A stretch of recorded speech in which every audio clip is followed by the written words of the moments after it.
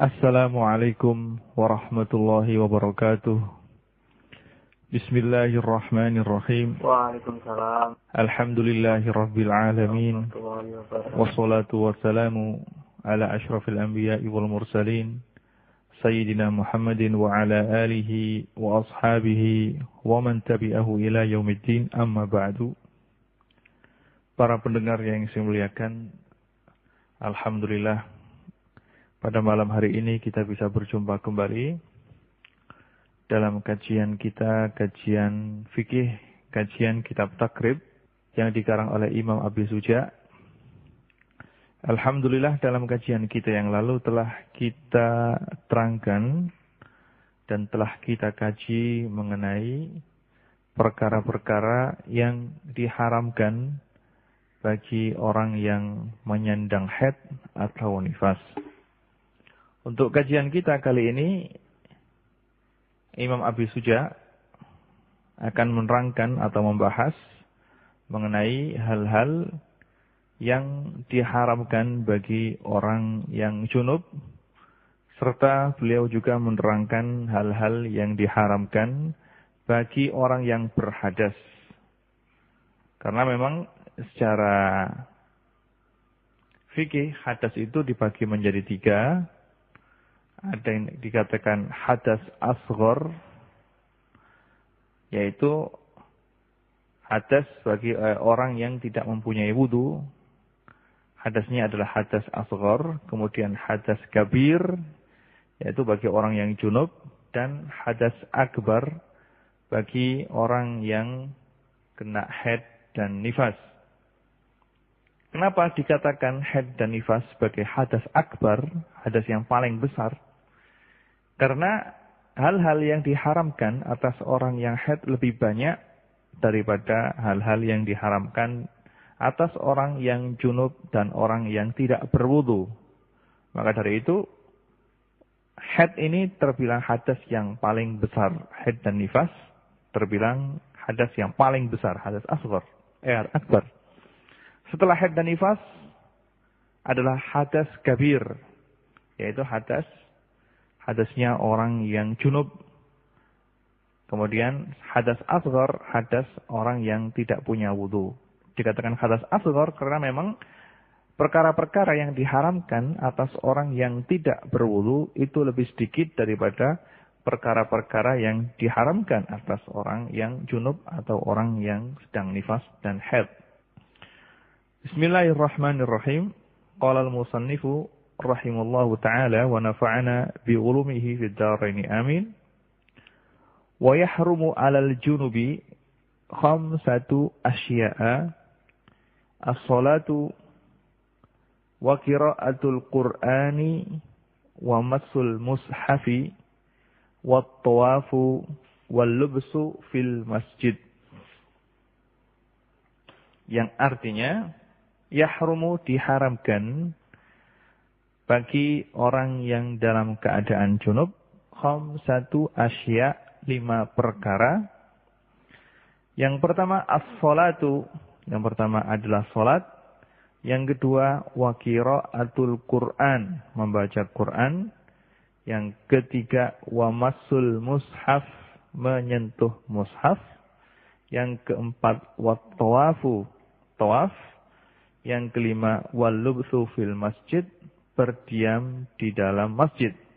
Hal-hal inilah yang diharamkan bagi orang yang dalam keadaan junub. Yang pertama adalah as-shalah. Diharamkan bagi orang yang sedang dalam keadaan junub untuk melakukan sholat. Kalau seandainya dia lupa misalnya, lupa kalau dia itu dalam keadaan junub, akhirnya dia langsung, jadi saya pernah punya seorang teman, mondok bersama dulu, lupa kalau dia dalam keadaan junub, karena pengurus ketika itu membangunkan dia, bagi santri yang terlambat bangun akan dipukul, akhirnya dia langsung lari ke tempat wudu, terus sholat berjamaah. Ketika selesai sholat berjamaah, dia ingat kalau dia itu dalam keadaan junub belum mandi. Maka kalau orang mengalami kejadian seperti ini, maka sholatnya tidak sah. dan wajib untuk mengulanginya. Tapi kalau dia sengaja sholat tanpa mandi terlebih dahulu, maka ini hukumnya haram. Hukumnya adalah haram. Karena diharamkan bagi orang yang dalam keadaan junub untuk melakukan sholat. Dalilnya adalah yang pertama, ijma' para ulama. Kesepakatan para ulama. Ulama semuanya telah sepakat bahwasanya orang yang dalam keadaan junub haram untuk melakukan sholat. Juga Allah Subhanahu wa ta'ala telah berfirman dalam surat An-Nisa, "Wala taqrabus sholata wa antum sukara hatta ta'lamu ma taquluna wala junuban illa abiri sabilin hatta taghtasilu." Wala taqrabus sholata, dan janganlah kamu dekat-dekat tempat sholat atau sholat wa antum sukara, sedangkan kamu dalam keadaan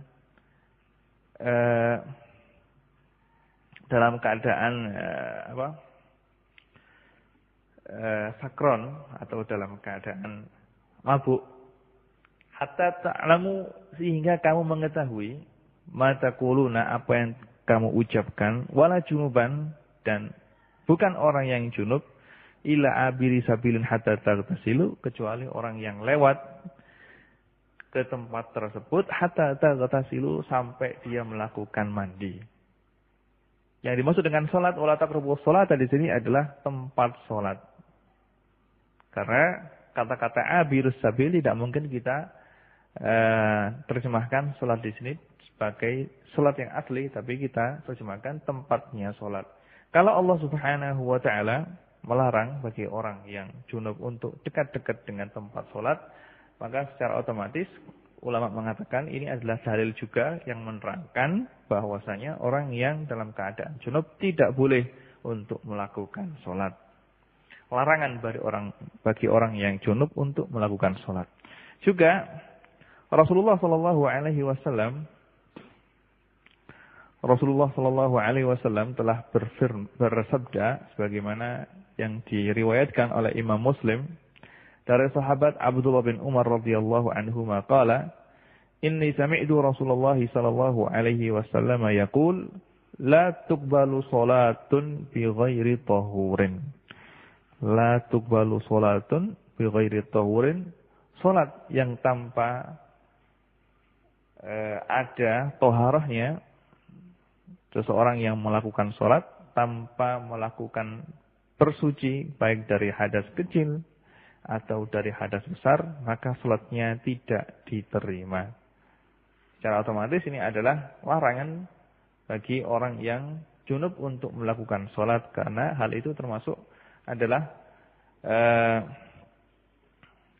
yang sesuatu yang tidak ada gunanya.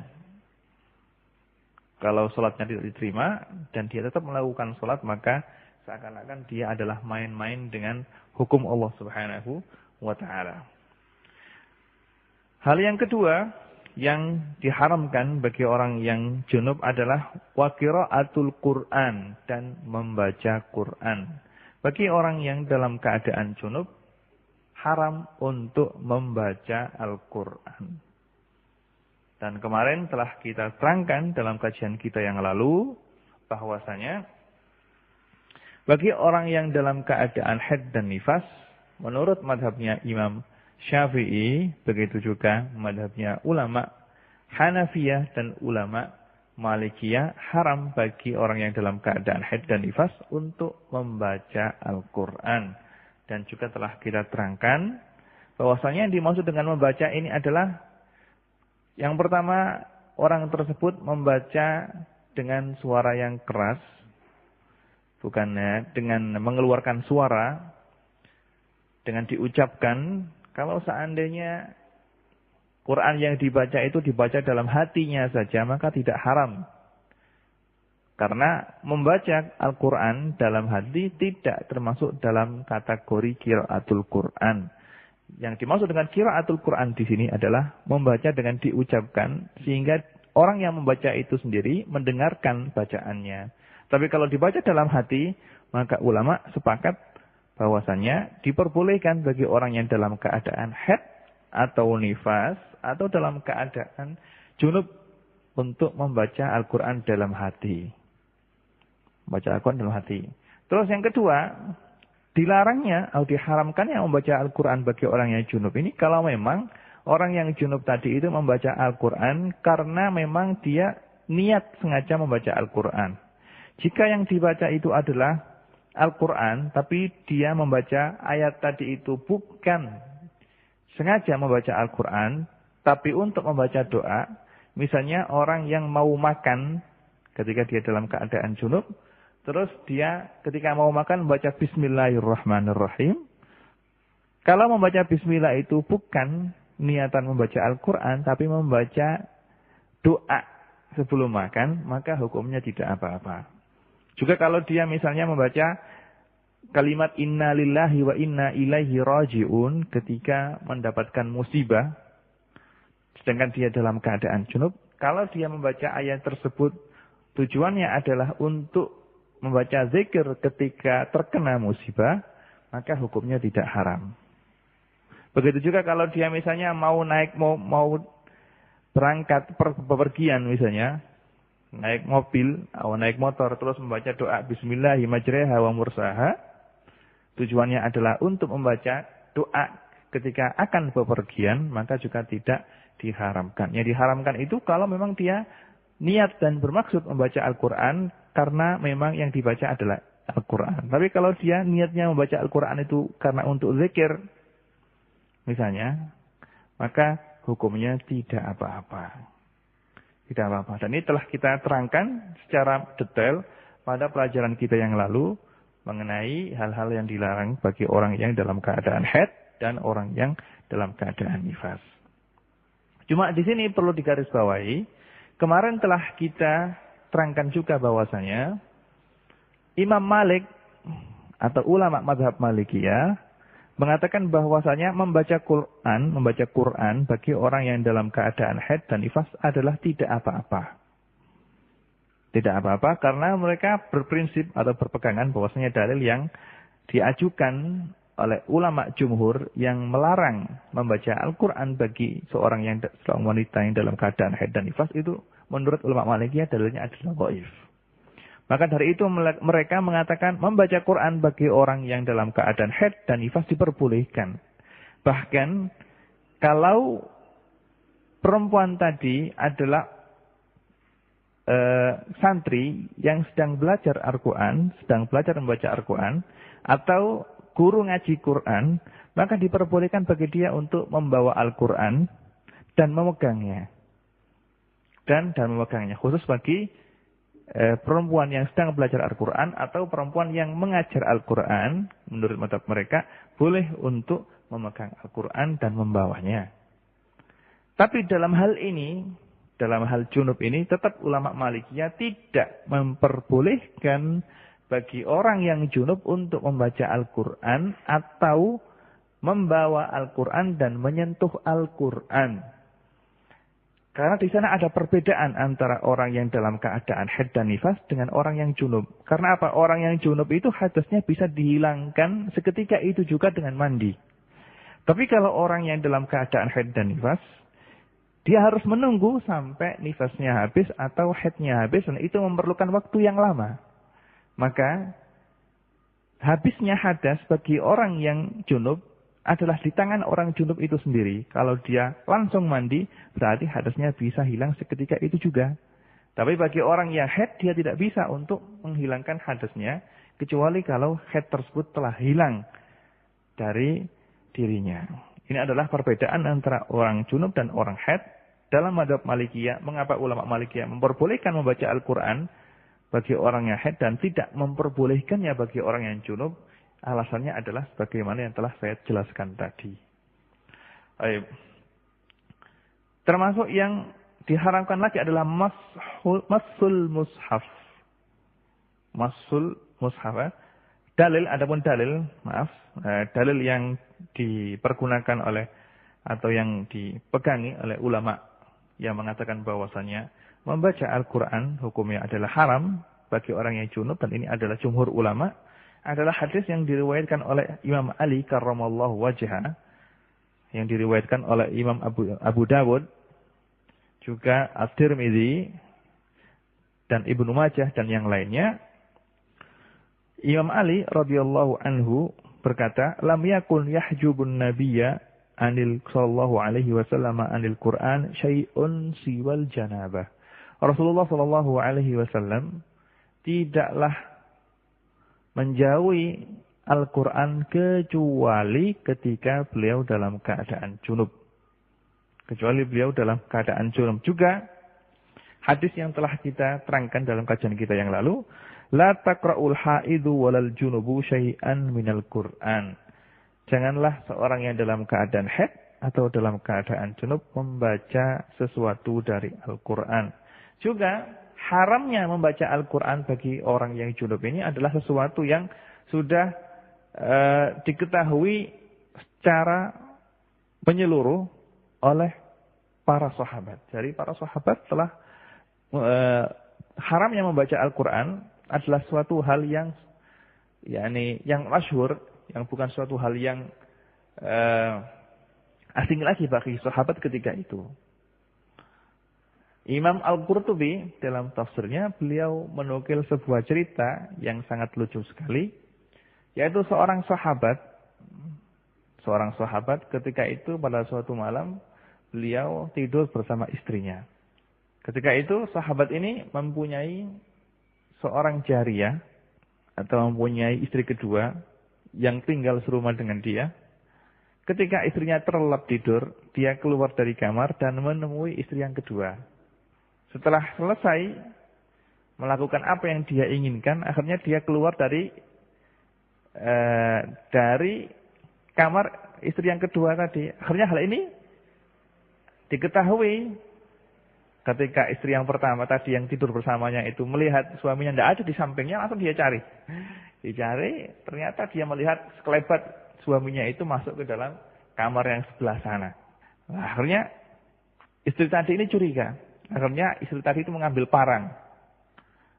Suaminya ternyata di depannya dia masuk mengendap-endap mendekati kamar tempat istri kedua. Akhirnya terlihat suaminya keluar dari sana mau dipukul pakai parang. Nah, akhirnya si istri ini yang pertama ini curiga, "Loh, dari mana kamu? Kok tidak ada di samping saya? Tadi padahal sebelum tidur kita tidur bersama." "Enggak dari mana-mana," kata suaminya. "Saya cuma dari kamar mandi misalnya gitu." "Bohong," kata beliau. "Kamu tadi sama si dia ya di kamar itu?" "Enggak," kata dia. Terus dia sumpah kamu tidak melakukan itu. "Tidak," kata dia. "Kalau kamu tidak percaya, saya akan baca Quran." Baca Quran kan tidak boleh bagi orang yang junub. "Iya, coba baca." Berhubung istrinya yang pertama ini tidak begitu mengetahui tentang Quran, tidak hafal Quran, karena saat itu memang Quran itu sama sahabat dihafalkan, tidak ada tulisan pakai kertas, tidak ada. Akhirnya seorang sahabat tadi itu, si suami tadi itu membaca syair yang dia lakukan seperti Quran. Akhirnya dengan membaca syair itu laki-laki tadi berkata, "Loh, tahu kan sekarang saya kan tidak ke sana kan, tidak ke kamarnya si fulana itu kan, karena membaca Quran." "Oh iya, berarti saya telah dibohongi oleh mata saya sendiri." Nah, ketika pagi-pagi sahabat ini menceritakan kejadian yang dia alami kepada Rasulullah Shallallahu Alaihi Wasallam, dan ketika itu Rasulullah Shallallahu Alaihi Wasallam ketawa dan merasa ceritanya sangat lucu sehingga sampai kelihatan gigi beliau. Dan para sahabat yang mendengarkan cerita ini juga semuanya ketawa. Dan hal ini berarti menandakan bahwasanya Imam Qurtubi mengatakan bahwasanya haramnya membaca Al-Quran bagi orang yang junub ketika itu adalah suatu hal yang sudah umum di antara para sahabat. Maka dari itu sudah tidak memerlukan dalil lagi secara hadis atau Quran, karena hal ini seakan-akan telah menjadi ijma oleh para ulama, oleh para sahabat bahwasanya membaca Quran bagi orang yang junub itu tidak diperbolehkan. Untuk hal berikutnya yang diharamkan bagi orang yang junub adalah at-tawafu. Masul mushaf yaitu menyentuh Al-Quran. Tidak diperbolehkan bagi orang yang dalam keadaan junub untuk menyentuh Al-Quran. Jika menyentuh Al-Quran itu adalah juga diharamkan bagi orang yang berhadas kecil, otomatis bagi orang yang junub lebih diharamkan karena hadasnya orang yang junub itu lebih besar daripada hadasnya orang yang tidak mempunyai wudu. Kemudian hal berikutnya yang diharamkan bagi orang yang junub adalah at-tawafu, adalah tawaf. Dilarang atau diharamkan bagi orang yang dalam keadaan junub untuk melakukan tawaf. Baik tawaf fardu atau tawaf sunnah. Karena apa? Alasannya, karena tawaf ini adalah hukumnya persis seperti hukumnya sholat. Sesuatu yang disyaratkan untuk sahnya sholat juga disyaratkan untuk sahnya tawaf.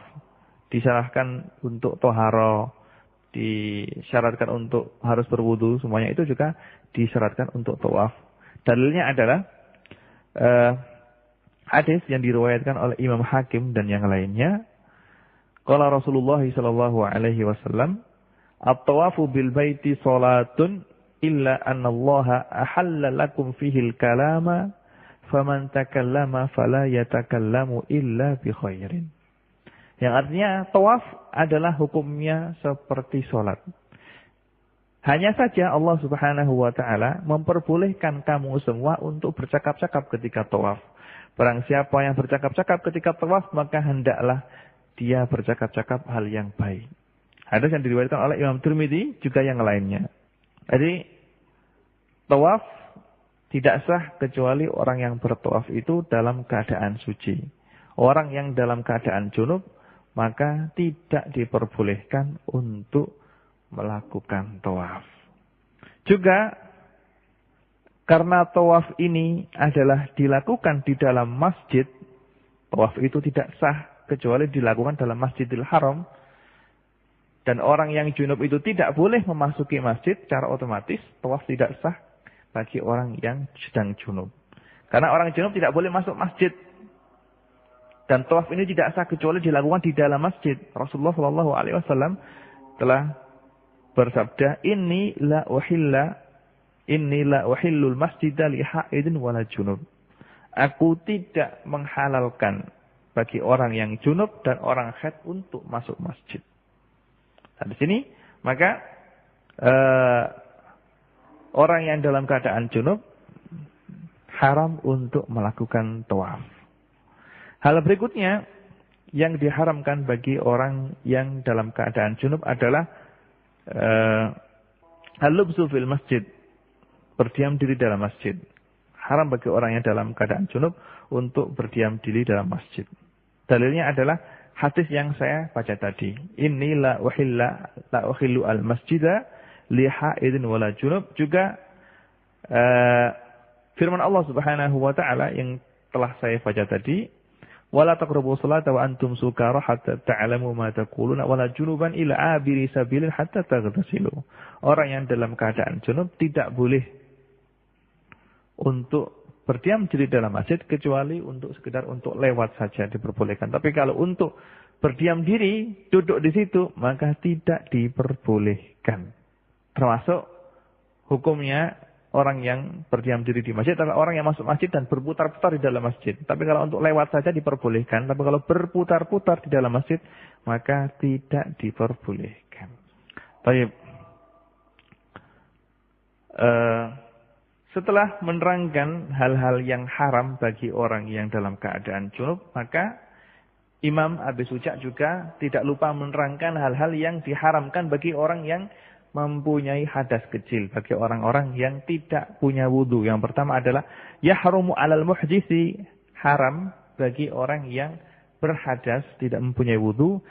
Salah satu asya, 3 hal.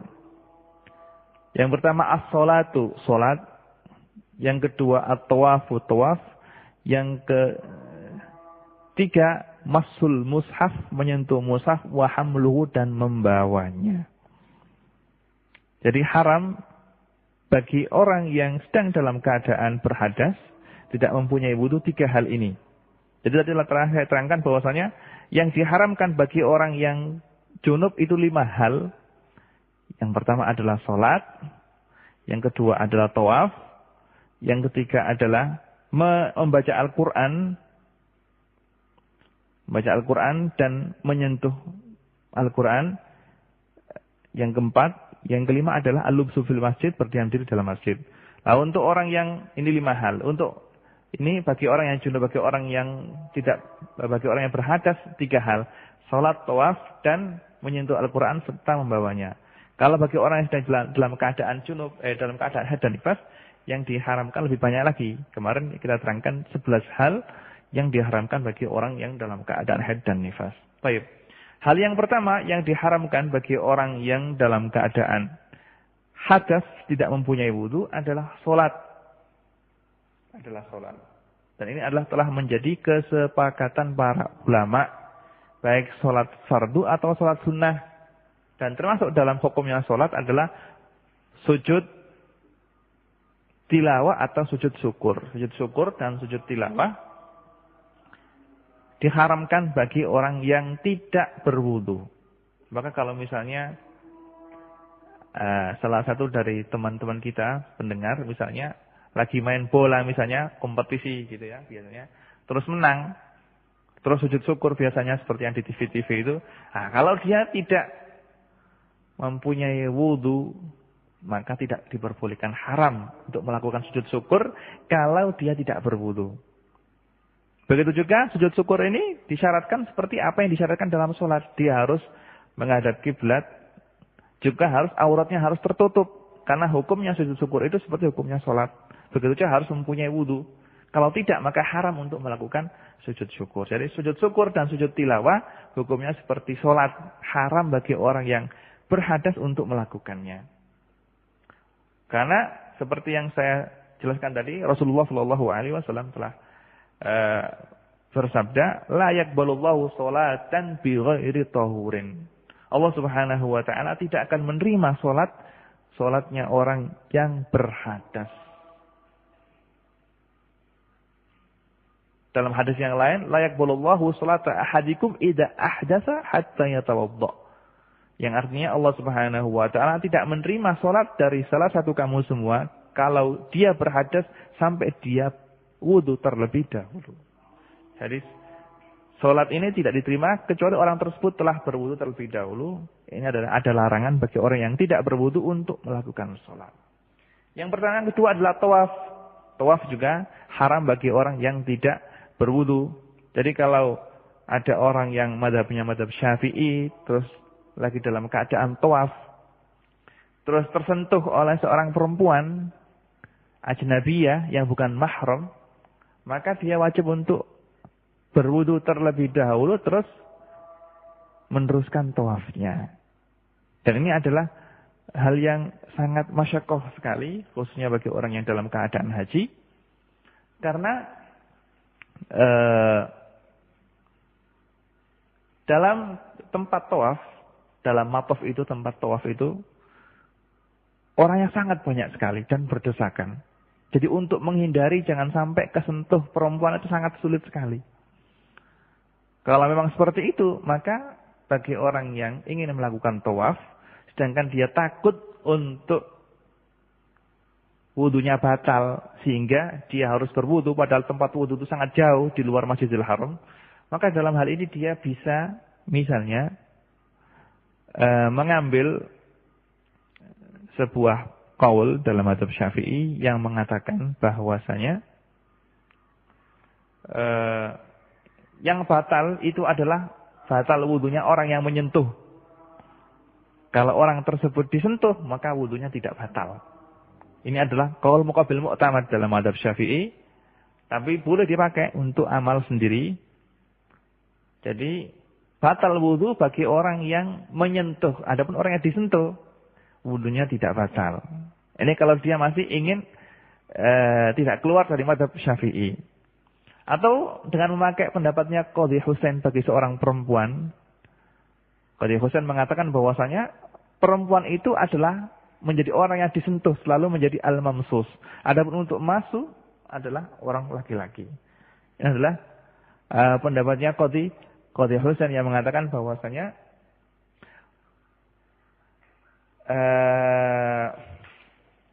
Pendapatnya Qadhi Husain yang mengatakan bahwasanya perempuan itu adalah selalu menjadi malmus selalu menjadi malmus ya. Kalau memang ibu-ibu ingin tawaf dan ingin memakai pendapatnya Qadhi Husain ini, maka tidak apa-apa, diperbolehkan. Yang mengatakan bahwasanya perempuan itu ada al-malmus, adapun yang menjadi lamis adalah laki-laki yang batal wudunya adalah batal wudunya orang laki-laki.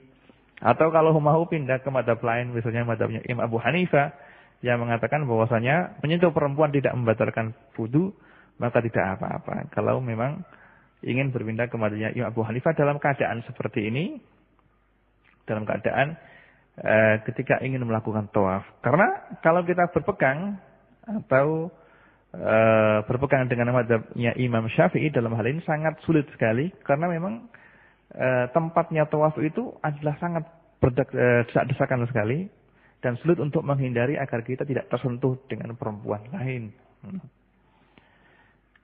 Dan dalil diharamkannya tawaf bagi orang yang tidak berwudu adalah seperti hadis yang saya sebutkan tadi, at-tawafu bil baiti salatun illa anna Allah subhanahu wa ta'ala ahalalakum fihi al-kalam faman takallama fala yatakallamu illa bi khairin.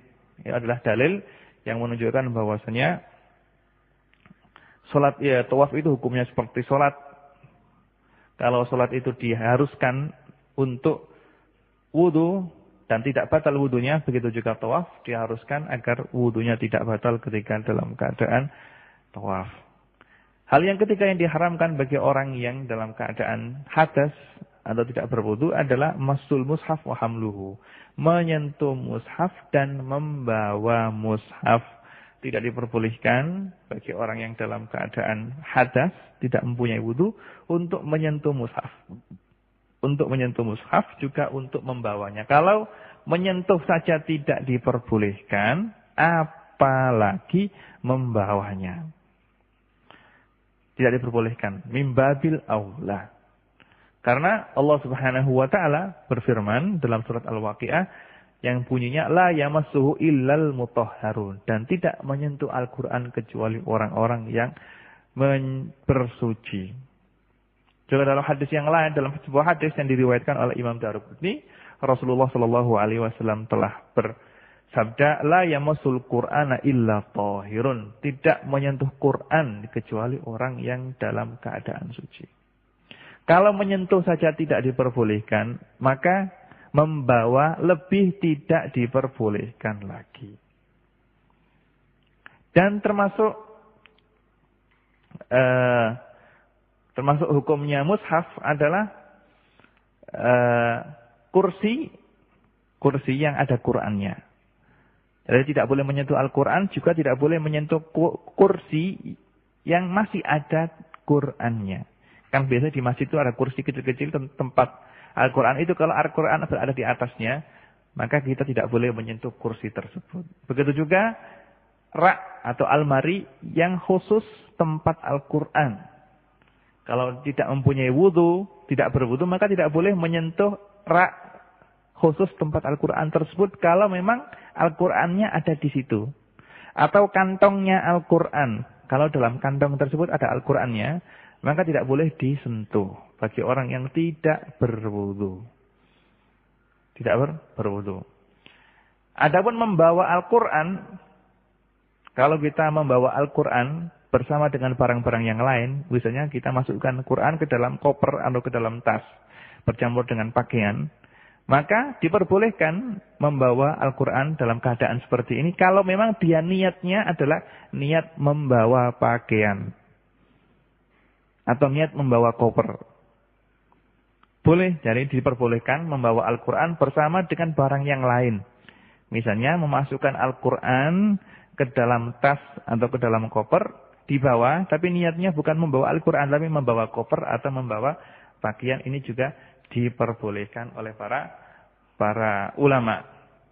Juga diperbolehkan membawa Al-Quran yang bercampur dengan tafsir, jika tafsirnya lebih banyak daripada Al-Qurannya. Membawa Al-Quran yang bercampur dengan tafsir. Jika mana? Jika apa? Jika tafsirnya lebih banyak daripada Al-Qurannya. Adapun kalau kitab tafsir itu Qur'annya ditulis tersendiri misalnya, jadi di dalamnya itu ada Qur'annya semuanya dengan lengkap, terus di hamisnya itu ada tafsirannya, ma'ani kalimat, ini tetap tidak boleh. Karena itu termasuk namanya Qur'an muhammash, jadi Qur'an yang ditulis secara tersendiri, terus di pinggirnya, di hamisnya itu ada tafsir Qur'annya, maka ini tetap tidak diperbolehkan. Tetap ini mempunyai hukum Al-Quran tidak boleh dibawa bagi orang yang dalam keadaan tidak berwudu atau orang yang dalam keadaan junub atau orang yang dalam keadaan haid dan nifas. Ya. Ini adalah kiranya cukup sekian kajian yang kita ambil untuk kesempatan kita pada malam hari ini. Untuk kajian yang akan datang kita akan membahas mengenai masalah sholat. Masalah sholat karena pembahasannya sangat panjang, maka pembahasan ini kita akhirkan untuk pertemuan kita yang akan datang. Sebelum kita akhiri, di sini ada sebuah pertanyaan dari pendengar setia kita yang menyebutkan dirinya bernama Galang Mania, yang bunyinya, larangan berdiam di masjid didasarkan pada illah, ditakutkan tercecernya darah haid. Jika ketakutan ini hilang karena menggunakan pembalut yang rapat seperti sekarang, apa mungkin ada perubahan hukum? Mengingat al-hukmu yaduru ma'al illah wujudan wa adaman. Nah, ini pertanyaan yang sangat bagus. Dan si mas penanya ini kelihatannya mengerti mengenai usul fikih sehingga dia bisa mendatangkan kaidah usul fikih. Memang dalam usul fikih di sana ada kaidah yang bunyinya al-hukmu yaduru ma'al illati hukman wa adaman. Hukum itu selalu berputar dengan ilahnya. Kalau ada ilah, ada hukum. Kalau tidak ada ilah, tidak ada hukum. Nah, memang dalam kalau kita lihat kaidah ini adalah bagi ulama yang berpendapat bahwasanya disyaratkan untuk sahnya sebuah ilah dalam sebuah qiyas adalah ayyakuna wa antakuna muttaridah munakisah. Jadi bagi ulama yang mensyaratkan dalam qiyas ilah sebuah qiyas itu harus muttarid dan munakis, maka hukum ini berlaku. Al-hukmu yaduru ma'al illah hukman wa adaman. Tapi bagi ulama yang tidak mensyaratkan ilah itu harus muttarid dan munakis, maka kaidah ini tidak berlaku bagi mereka. Baik. Memang dalam hal ini para fuqaha menyebutkan bahwasanya diharamkannya masuk masjid bagi seorang perempuan dalam keadaan haid dan nifas adalah kalau adalah takut nanti darahnya tercecer sehingga bisa mengotori masjid dengan hal yang najis. Tapi kalau perempuan tersebut memakai pembalut yang kuat seperti pada masa sekarang ini, maka kekhawatiran akan tercecernya darah adalah kemungkinan sangat kecil sekali. Apakah dengan hilangnya kekhawatiran ini, hilang juga hukum haramnya masuk masjid bagi orang yang dalam keadaan haid? Jawabannya adalah tidak. Jadi meskipun seorang perempuan tersebut memakai pembalut dengan kuat sehingga kemungkinan untuk keluarnya darah dan tercecernya darah itu sangat kecil sekali, tetap dia tidak boleh berdiam diri di dalam masjid. Alasannya apa? Alasannya memang al-hukmu yaduru ma'al ilah, tapi ilah di sini bukan cuma khaufut talwis saja. Jadi ilah yang dikemukakan oleh para fuqaha itu adalah ilah murakkabah. Ilahnya adalah ilat yang murakkab. Jadi ilah haramannya itu terdiri dari dua ilah. Yang pertama ilahnya adalah khaufu talwisul masjid. Yang kedua ilahnya adalah al-hadas. Al-hadas. Jadi ilah tidak diperbolehkannya bagi seorang perempuan yang sedang dalam keadaan haid dan nifas untuk berdiam di masjid ini. Ilahnya ada dua. Yang pertama adalah khaufu talwis. Yang pertama adalah khaufu talwis, yang kedua adalah wujudul hadas, adanya hadas. Sehingga kenapa saya katakan demikian? Karena orang junub itu sendiri tidak diperbolehkan untuk berdiam diri di dalam masjid. Sedangkan orang junub tidak ada yang namanya tercecer darahnya. Jadi khaufut talwis itu tidak ada bagi orang yang junub. Maka ilat yang dikemukakan oleh para fuqaha yang menyebabkan diharamkannya berdiam diri di masjid bagi orang yang dalam keadaan haid, ini adalah ilah murakkabah dalam usul fikih. Dan ilah murakkabah ini kalau salah satu dari ilah ini tidak ada dan satunya lagi ada, maka tetap haram. Seperti contoh yang kita bahas sekarang ini. Jadi meskipun ilah yang pertama ini tidak ada, khaufut talwis itu tidak ada dengan memakai pembalut yang kuat, tapi di sana masih ada ilah yang kedua. Apa itu? Yaitu adanya hadas. Nah, adanya hadas inilah yang tetap menjadikan orang yang haid dan nifas tidak boleh berdiam di dalam masjid. Ini adalah jawaban saya. Juga ada pertanyaan lagi yang kedua dari seorang pendengar kita. Kemarin telah kita jelaskan mengenai masalah idraku waktu sholat untuk masalah orang dalam keadaan haid dan nifas. Kalau seandainya orang yang dalam keadaan haid dan nifas itu suci, misalnya dia dalam keadaan haid, terus ketika dari 10 menit sebelum maghrib dia suci. Maka seperti yang kita terangkan dalam kajian kita yang lalu, orang ini wajib untuk untuk mengqadha salat asar, begitu juga salat zuhur. Karena apa? Karena salat zuhur bisa dijamak dengan salat asar. Masalah zawalul mani', zawalul mani'. Begitu juga orang gila misalnya, jika seseorang sembuh dari gilanya pada waktu 10 menit atau 5 menit sebelum maghrib, sebelum ghurub syamsi, sebelum habisnya waktu asar, maka orang yang sembuh dari gilanya tadi itu harus mengqadha salat asar juga salat zuhur, karena salat zuhur bisa dijamak dengan salat asar.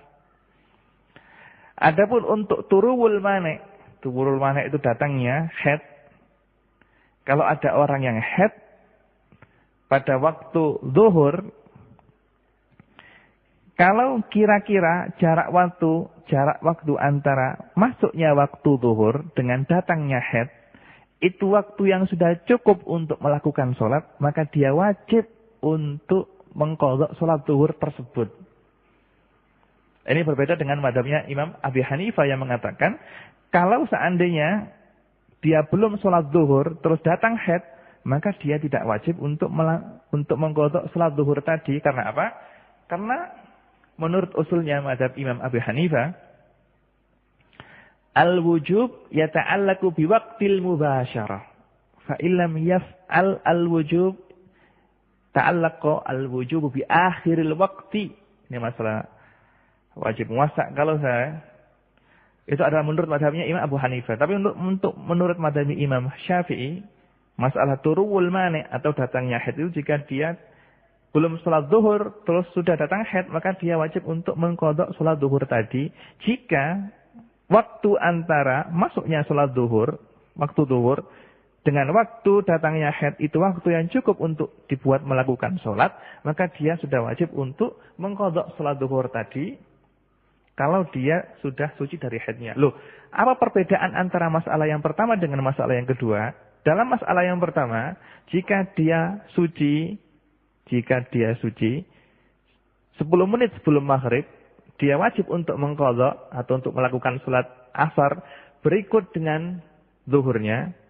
Tapi untuk masalah yang sekarang kita bahas, turul mani', kalau dia suci dari haidnya di waktu zuhur, kok tidak wajib untuk mengqadha sholat asar, tidak seperti zawalul mani'? Jawabnya adalah karena untuk turul mani', datangnya haid ini, sholat asar belumlah wajib atas dia. Maka yang wajib dia qadha adalah sholat zuhur saja. Berbeda dengan ketika haid dia terputus 10 menit sebelum maghrib, maka dia wajib untuk mengqadha asar, begitu juga mengqadha sholat zuhur. Karena apa? Karena qad sabaqa 'alaiha sababu wujubi sholat zuhur. sebab wajibnya sholat zuhur telah dia alami, yaitu dukhulul waqti. Maka kalau dia suci 5 menit atau 3 menit sebelum maghrib, maka dia wajib untuk mengqadha sholat zuhur. Karena apa? Karena sebab wajibnya sholat zuhur telah dia lalui, yaitu dukhulul waqti sholat. Adapun untuk masalah yang kita bahas, kalau dia seandainya datang haid pada waktu zuhur, loh Ustaz kok sholat asar kok tidak wajib untuk dia qadha kalau dia suci nantinya? Karena sababul wujub untuk sholat asar belum dia dapatkan. Sababul wujub li sholatil asri lam yanaqid laha. Jadi sababul wujubnya dia melakukan sholat asar itu belum ada, karena sebelum asar dia sudah terkena haid terlebih dahulu. Ini adalah perbedaan antara dua masalah. Terus pertanyaan yang ketiga, yaitu masalah kalau misalnya ada orang yang dalam keadaan junub. Orang dalam keadaan junub, sebelum dia mandi untuk menghilangkan junubnya, datanglah haid misalnya. Maka nantinya kalau dia sudah suci dari haidnya, cukup mandi sekali dengan niatan untuk menghilangkan hadasnya haid. Karena apa? Karena hadas yang dia sandang, yaitu hadasnya haid, itu lebih besar daripada hadasnya junub. Sehingga kalau seorang perempuan tadi itu mempunyai hadas junub dan mempunyai hadas haid, maka cukup dia mandi sekali, niatnya adalah untuk menghilangkan hadas haid saja sudah cukup. Begitu juga kalau seseorang itu menyandang hadas kecil dengan hadas besar. Dia tidak punya wudu dan dia juga junub. Maka kalau dia mandi untuk menghilangkan junubnya, kalau ketika mandi tersebut dia tidak melakukan sesuatu yang bisa membatalkan wudu, misalnya tidak kentut dan tidak memegang kemaluannya, maka mandi tadi itu sudah cukup sebagai ganti daripada wudu. Karena al-hadasul asghar yang dariju fi hadasil akbar menurut qaul mu'tamad dalam mazhabnya Imam Syafi'i. Kiranya cukup sekian kajian yang bisa kita kaji, dan terima kasih kepada para pendengar yang mengajukan pertanyaan dalam kajian kita kali ini. Nas'alullah subhanahu wa ta'ala ayarzuqana al-ilma wal amal wa yaj'alu ilmana hujjatan lana la hujjatan alaina. Wa sallallahu ala sayyidina Muhammadin wa ala alihi wa sahbihi wa sallam. Subhana rabbika rabbil izzati amma yasifun wa salamun alal mursalin walhamdulillahi rabbil alamin. Wassalamu alaikum warahmatullahi wabarakatuh.